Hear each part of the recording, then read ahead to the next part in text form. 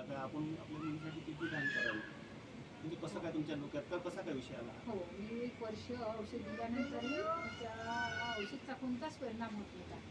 Creatine वाढत होतं. त्यामुळे मी मॅडमला विचारलं की मॅडम आपण एवढे पैसे खर्च करत असतानाही क्रिएटिन वाढत आहे. आता आपल्याला काय करायचं? शेवटचा उपाय कोणता? तर मॅडमनी सांगितलं शेवटचा उपाय एकच आहे का किडनी ट्रान्सप्लांट. किडनी दिल्याशिवाय पर्याय नाही. माझ्या मनात एकदम म्हणजे आलं की आपणच किडनी देऊ.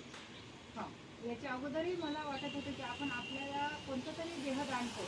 काहीतरी आपण दान कोणाला करू असं घरात मी सगळ्यांना सांगितलं होतं.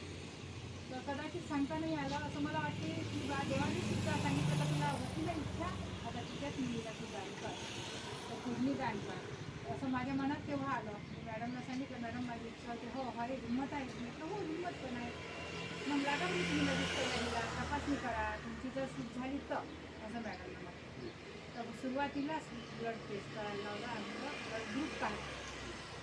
तिचं ओ पॉझिटिव्ह आणि माझं पण ओ पॉझिटिव्ह. मला माहीतच होतं की माझं ओ पॉझिटिव्ह आहे. तिचं तपासलं तर ओ पॉझिटिव्ह होतं. मॅडम म्हणे हे तर झालं, आता पुढल्या तपासण्या कशा आहेत ते पाहायचं आहे.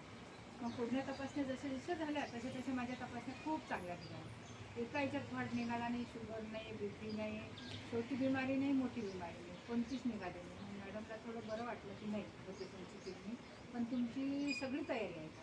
म्हटलं सगळी तयारी म्हणजे तयारीच आहे मॅडम. तर म्हणे मग आणखीन कोणी आहे का देणारं? मी म्हटले बा कोणी देणारं असलं तरी माझी इच्छा आहे, मी आई आहे, माझी इच्छा आहे आणि मी किडनी देणार.